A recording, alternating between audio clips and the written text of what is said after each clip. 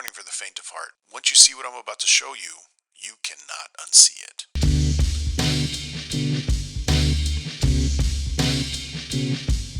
Leave the World Behind has sparked more conspiracy theory in the last month than the Zapruder film. As a movie, it's an entertaining apocalyptic melodrama in the vein of Shyamalan and The Twilight Zone. But as a marketing campaign, it's pure genius. You're supposed to help people! It employs a new kind of conspiracy theorizing I call allegory baiting. It plants a network of Easter eggs that bait people into mythologizing the real meaning. An allegory is a story where the characters represent other ideas or historical events. They're metaphors extended into a narrative. They're usually melodramas designed to convey a moral or political value. The stories are not meant to be interpreted literally and often break the rules of logic. I dig it. We haven't seen this kind of Easter egg exegesis since Lost. And as you can see for yourself, even I'm taking the bait. So here's my take. While I don't think the movie is evidence of some elite conspiracy, I do think it carries a very specific warning. Leave the World Behind is an allegory about the current state of the Democratic Party. It's an insider critique about the direction the party is headed in the face of immense cultural polarization. It's no coincidence this movie was released in the shores of an election year. One of the first images we see is a man sleeping in an excessively blue room. When you see blue, think Democrat. Democratic Party, Democratic ideology, Democratic messaging, the DNC. A giant fracture cracks across the wall and seems to be pointing to the man sleeping in the bed. We meet Clay, a fragile, easygoing, unassuming man who wakes up to his wife debriefing him on the vacation plan she's made for their family. Each character represents a demographic. It's not that Clay represents a specific Democrat like President Biden or Anthony Blinken. Clay represents an ideology, the male stereotype of an American liberal, a tepid, well-intentioned Generation X Democrat of the 90s, the casual blue jeans and flip-flop type of liberal, a kind of can't we all just get along guy who bends over backward to avoid confrontation. Then we meet Amanda, the person who is actually running the house. To the first woman speaker in our history, the gentlelady from California, Nancy Pelosi. The House will come to order. She's assertive, organized, and loaded to the teeth with contempt. I resent you're using the word hate in a sentence that addresses me. I don't hate anyone. I was raised in a way that is a heart full of love. So don't mess with me. She became the face and the symbol of an aggressive, progressive Democratic Party. I fucking hate people. Amanda represents Pelosi's strategic ideology of tribal conquest. So we have a party that is fractured. And what do you know? They've decided to take a trip. Just a short-term getaway. Amanda issues orders to her employees on the cell phone. Clay gets to drive, but only under Amanda's direction. In the novel Leave the World Behind by Rumaan Alam, Amanda asks herself if it's sexist to let her husband drive, but suggests it doesn't really matter. Let Clay feel manly in his role as driver. Nancy Pelosi came up in a historical era where you increasingly did see politics as combat. So she always said, you know, every morning I put on a suit of armor, eat nails for breakfast, and go out and do battle. Then we meet their two kids, the future of the party. We're here for the children. She always says that her sort of lodestar is the children, the children, the children. Her top three priorities: the children, the children, the children. Children, children, children. The children, she always repeats it. The children, the children. There is an attractiveness in presenting yourself as, I am a mom. I'm the happiest I've ever been as a mom. For these children, our children, and for all of America's children, the House will come to order. Archie, who is a thinly veiled reiteration of his father, and Rose, who is absorbed in nostalgic sitcom from the 90s, Friends, projected from, you guessed it, a blue tablet with blue headphones. Specifically, she is watching the latest episode of Friends, released in 2004, marinating in the Bush-era yuppie idealism of an outdated liberal identity. This is a criticism of the messaging of the current Democratic Party. Notice what Archie is listening to. He's dressed in blue, but with a red logo on his shirt. A red phone case listening to black headphones with red accents. That's right, when you see red, think Republican. The militant, gun-loving conservatives playing war games. The male youth of the party is being propagandized by conservatism, while the female youth are stuck worshipping sitcoms nostalgic for a time that never existed. You know? Dad, when we get back to the city, can you take me to see the coffee shop in Friends? Don't think that's real, honey. Archie and Rose represent the future of the party on its current trajectory, and they're all driving the blue car to their limited stay rental, a large house. A White House. This movie is an insider's critique of the Democratic Party occupying the White House. Well, the White House is the people's house. And what do they do while they're there? Treat it like they're on vacation. The family decides to go for a day at the beach. While they're lazing in the sun, a giant tanker runs aground, the White Lion. The behemoth ghost of racism and slavery arrives at the shores of their little vacation, a massive red, white, and blue tanker. The White Lion was an English privateer ship which brought the first Africans to the English colony of Virginia in 1619. They were sold as indentured servants. This is regarded as the start of African slavery in the colonial history of the United States. And they landed in Point Comfort. Point Comfort was actually in Virginia, not New York, which is another indication that this movie is an allegory. Leave the World Behind is suggesting that the Democratic Party is ill-equipped to navigate the rising tide of racial tensions resulting from America's history of slavery. This movie's not really about a cyber attack. It's a metaphor for the communication breakdown resulting from hyper-tribalism and political polarization. So the family retreats to the White House, where they go back to playing in the blue pool, completely unfazed by the traumatic event, like it's something they saw on a show. They're on to the next episode. As the sun sets, the family is oblivious to the rising tide of unrest spilling across the country. So we have a not too subtle representation of a party that is poorly equipped to deal with a worldwide catastrophe. While the television blazes blue, they are distracted with the internal power struggles, sabotaging and canceling each other, infighting and drama. It was kind of shocking, actually, for Pelosi to go to Democratic members and ream them out, to chide them. Where they take turns poking holes in each other's political towers, like a game of Jenga, because it'll make it harder for you. And isn't that the point of my life? When suddenly, there's a knock at the door.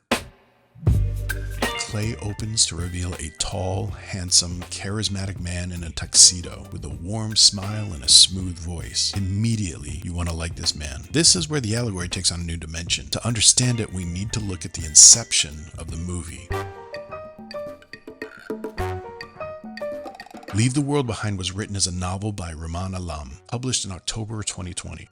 Netflix won a bidding war to turn the novel into a movie in July of 2020, 3 months before the book was published. Sam Esmail, creator of Mr. Robot, was attached to adapt the script and direct the movie. Nearly a year later, July 10th, 2021, Barack Obama posts his 2021 summer reading list, which includes Leave the World Behind, one of only 11 books. In April 2022, Netflix announces the Obama's company Higher Ground Productions has joined as executive producer of Leave the World Behind. Filming began in Long Island that same month. To understand what the character G.H. Scott represents, we need to look at the changes Esmail made to the novel. When your producers are Barack and Michelle Obama, a president would be a great source. Like, do you have the ability to pick up the phone? Look, I can't text him in the middle of the night. But here's the thing. He's a huge movie lover. Huge. I didn't quite know how in-depth his movie knowledge was until I started talking to him. And he was a huge fan of the book, and he really was committed to making this into a great movie. And he was giving me notes at the script stage, multiple drafts, including, post, rough cuts. He was really involved. I mean, because I do think he is one of the most brilliant minds on the planet. And to get his insight on this, and it wasn't just, the disaster element stuff, it was the characters, it was theme. It was a highlight of my career. I believe Esmail read the novel Leave the World Behind and recognized a kind of allegorical figure emerging. In the novel, G.H. Scott's original name was George Washington, the first president of the United States. In the novel, it's brought up as a name so idealistic the character chose instead to go by G.H. It seemed a little on the nose, so Esmail changed the last name to Scott. Where other characters represent certain demographics of the members of the Democratic Party, G.H. represents a kind of Barack Obama. Not specifically Barack Obama, but what Obama represents to the Democratic Party. His policies, his values. Obama said, we're not Red America or Blue America, we're one America. We're the United States of America. And that was the campaign he ran. Let's turn the page on this ugly chapter of purely partisan politics.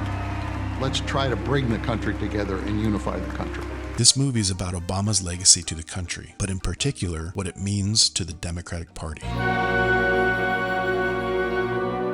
I think Leave the World Behind is a kind of fantasy fever dream allegory about what Sam Esmail believes the Democratic Party needs to weather the coming storms. This film has to feel like it starts off as a dream and slowly turns into a nightmare. What is required now is for this country to pull together, confront boldly the challenges we face, and take responsibility for our future once more.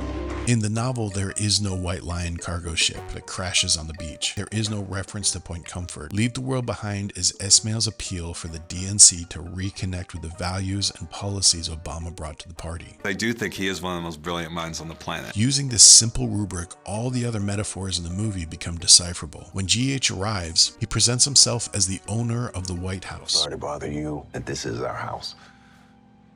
This is your house? The reason the Democrats can occupy the White House in the first place. In fact, the way he shows that he is the true owner of the White House is because he has the only keys to the cabinet. And what's inside the cabinet? Not just the top shelf perks, but envelopes of cash and a handgun. The two tools he uses as leverage in diplomacy, a threat and an incentive. The message was, we can do this the sweet and easy way, or we can do this the hard way, but we will do it. Obama was an extremely popular two-term president. He ran largely as a rebuttal to the Bush-era politics and managed to sway the country in a direction that gave the DNC a lot of leverage and power. He's been a highly influential fundraiser for the DNC, and yet the party seems to be treating his policies like an unwelcome guest in his own home. It's time. He could do it without Republicans, but he wanted to win them over. Nancy Pelosi knew better. It was clear that she believed that he was naive. It was clear that she believed that he was too trusting, too confident, and she was telling him, these Republicans aren't going to help you. She had spent years in the hothouse of Washington politics as it became more and more and more partisan. It's no coincidence that Esmail invoked the imagery of the lower deck lodgings of an old cargo ship. Because he was a two-term president, he can no longer hold executive offices. And notice the blue screen, the messaging of the DNC, an unrecognized warning. Most of the tension in this movie comes from a technique called dramatic irony. Dramatic irony is where the audience is aware of a threat, but the characters are not. The classic example of this is a bomb with a 3-minute timer placed in the trunk of a car. As the car rolls down the crowded street, a married couple ambles alongside the ticking bomb. The audience is on the edge of their seats, biting their nails with tension, but the characters in the movie meander blissfully unaware their lives are in danger. The entire dramatic structure of Leave the World Behind is built on the irony that GH is the only one who seems equipped to solve the problems. I am more optimistic about the future of America than ever before. While everyone else gets absorbed into petty squabbles. With the introduction of GH and Ruth, his daughter, we see a new dimension in the party dynamics. In the novel, Ruth is GH's wife. Esmail changed Ruth to be his daughter to closer reflect the allegory. Ruth represents the newer generation of party leaders, the intersectional, assertive, savvy female members who still regard Obama's policies as vital to the party and loaded to the teeth with contempt. Don't tell me this is about consistency. Don't tell me that this is about a condemnation of anti-Semitic remarks. If the world falls apart, trust should not be doled out easily to anyone, especially white people. Immediately, both Ruth and Amanda lock horns. The major arc of the story hinges around Ruth and Amanda reconciling their disputes and learning to work together. The climax of the film is Amanda protecting Ruth from a massive herd of deer. And what do the deer represent? They're an allegorical metaphor for the American people. The crowds, the social media gawkers, the mob, the populace staring at the party expectantly like deer in the headlights. They are us.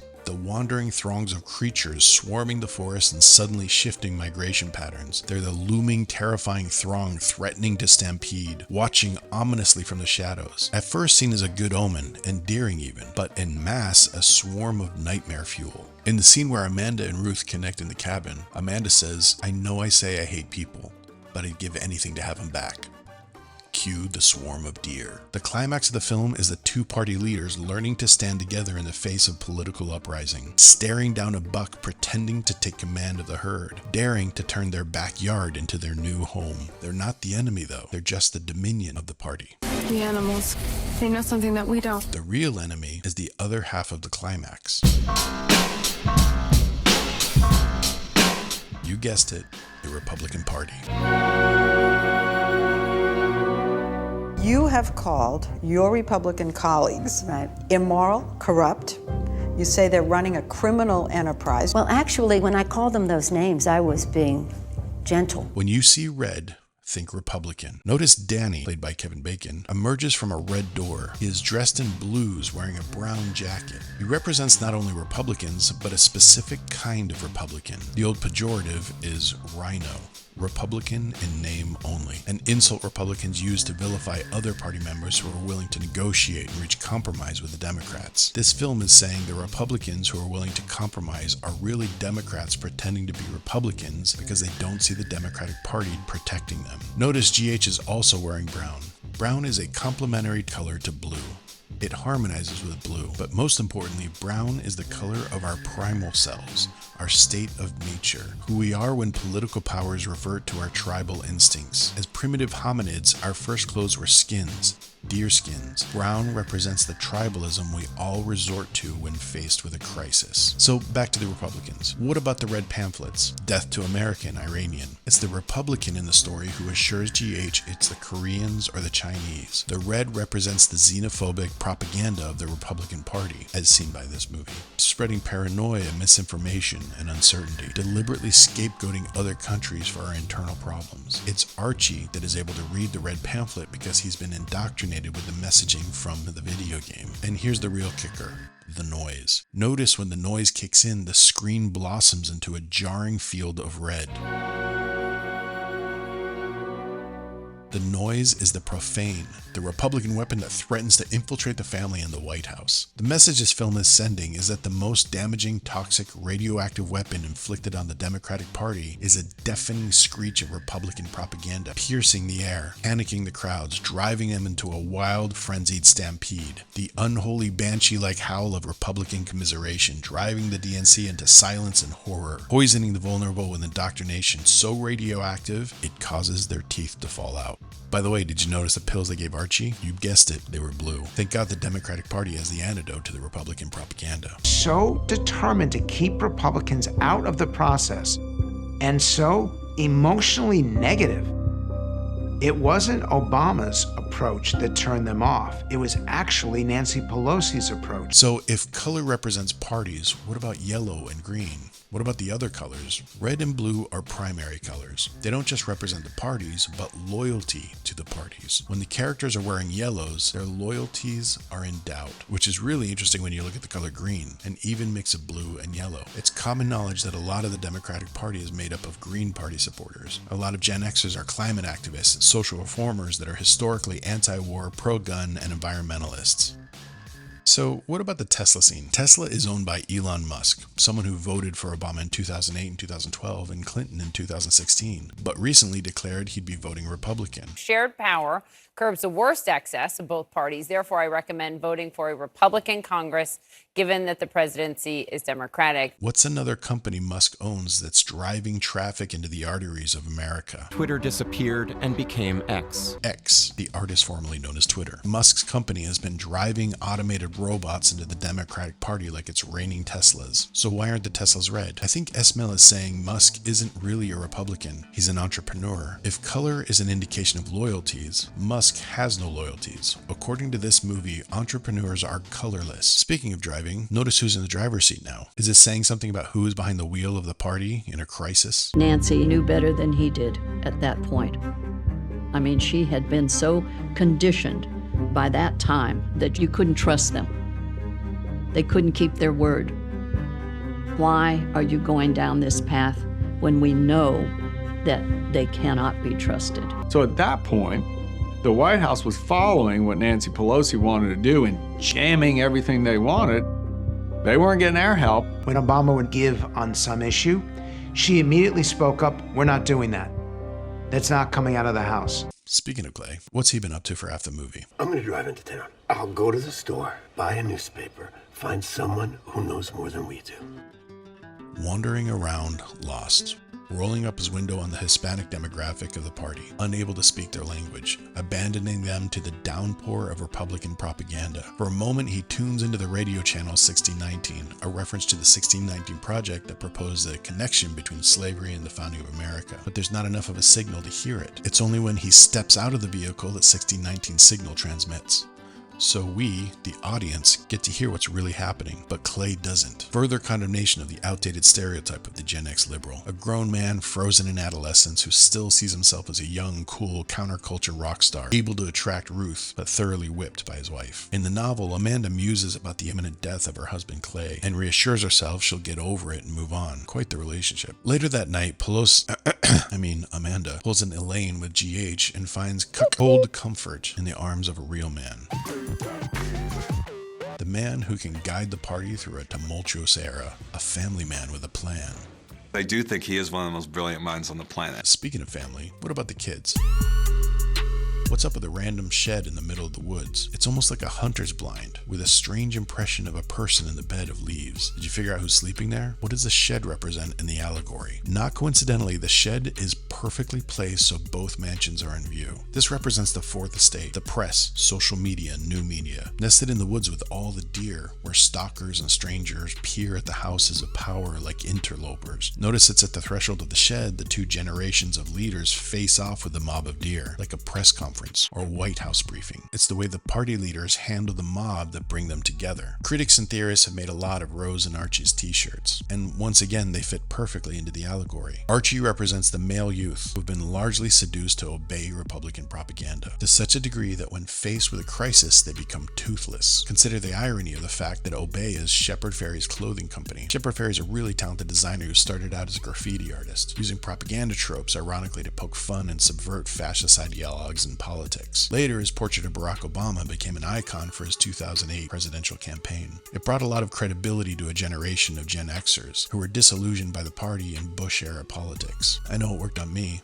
I had high hopes for Obama's presidency. So Archie's wearing an Andre the Giant propaganda t-shirt as a fashion. But with all the propaganda, the irony dissolves and suggests Archie is in fact fully indoctrinated in red ideology. He's the one to point out the phantom of the stalker, inventing some theory about a lurker in the impressions on the leaves, spying on the private lives of the mansion. It is in the shed of social media that conspiracy theories are born and propagated. Who is the person that left the impression in the leaves? Any boogeyman the indoctrinated youth want to believe it is. And what about Rose? Rose represents perhaps the most significant embodiment of Obama's legacy.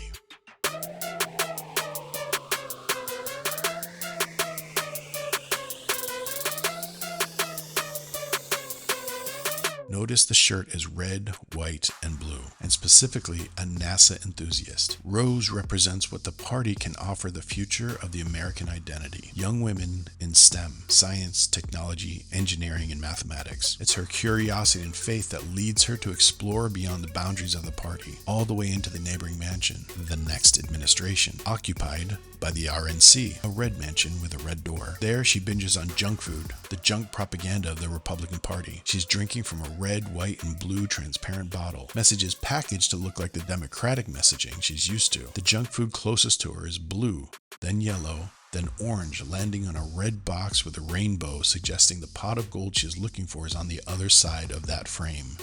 The safety she is looking for in a new home. The indoctrination starts with the familiar blue messaging. Clear liquid in a blue bottle, then gradually transitions to Republican ideologies. She wanders down the throat of the Republican wings. Notice the stuffed bird of prey poised for the strike as if whispering in Rose's ear, which leads her to an underground bunker bathed in the Republican red. But notice what she does. Rose flips the switch and turns the bunker from red to blue. The lights go on and all the hidden compartments are illuminated. In particular, the food storage with labels of old racist stereotypes, suggesting that Republicans have been dining on racism in their reserves. And this is where Rose finds the last episode of Friends, the dazzling, comfortable blue light washing over her face. So, is Esmail suggesting that Rose will win the hearts of the Republicans and unify America in the refiner's fire of conflict? It's remarkably idealistic. Or is he warning that the petty infighting of the DNC is driving the best minds out of the party, where the Republicans are waiting in the wings to claim them? I'd like to hear what you think. Personally, I'm politically agnostic. I've been so disillusioned by the tribalism in all the parties that I couldn't call any of them my home. But I am hopeful that people can gradually rise above their endless petty Django wars and find some common ground.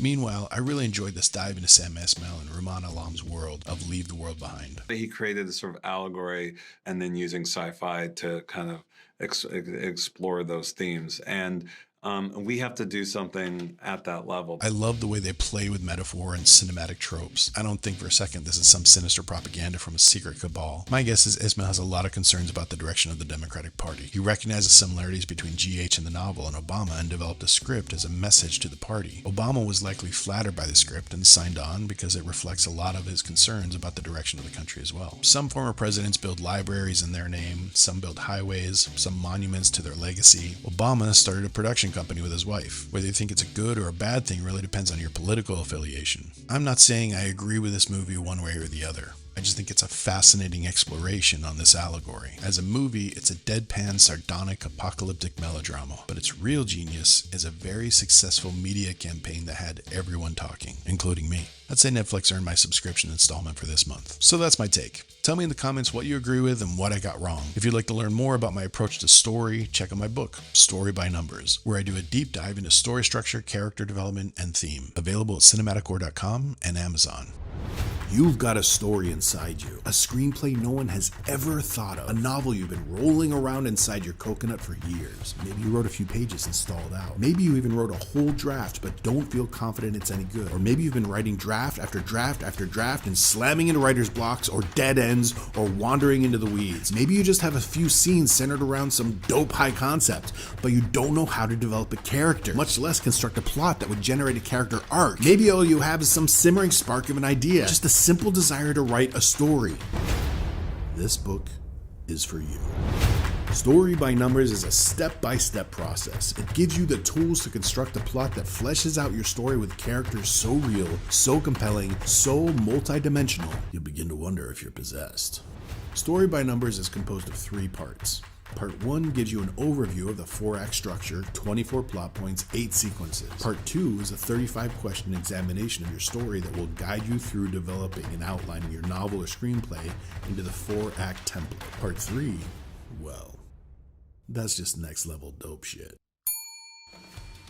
This isn't just another book on theory. Story by Numbers is a diagnostic toolkit for developing and fine-tuning your story. You'll also want to pick up the Story by Numbers workbook. For each story you're writing, you'll need a journal to organize your ideas. The Story by Numbers workbook is a companion notebook that walks you through the process as you outline your story and guide you through each phase of development. From constructing your protagonist's internal drive, to plotting conflicts that expose character, to composing scenes that drive compelling stories. By the time you've completed your Story by Numbers workbook, you'll be ready to finish your manuscript.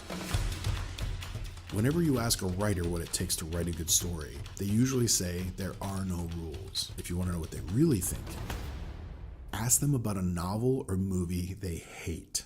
Immediately, they'll unload a litany of do's and don'ts so specific, so precise, you'd think they're citing commandments. We all know following a formula is what turns stories into zombified, hacky imitations of better stories. You don't want a formula. You want a process. A method composed of practical principles that breathe life into your concept. You don't want some bullshit magical key. You just want to know what works and what doesn't. Does your story resonate or not? Everyone knows there are no rules for writing a great story. Now that we've gotten that out of the way, here are the rules. Story by Numbers. Write more, better, faster, doper.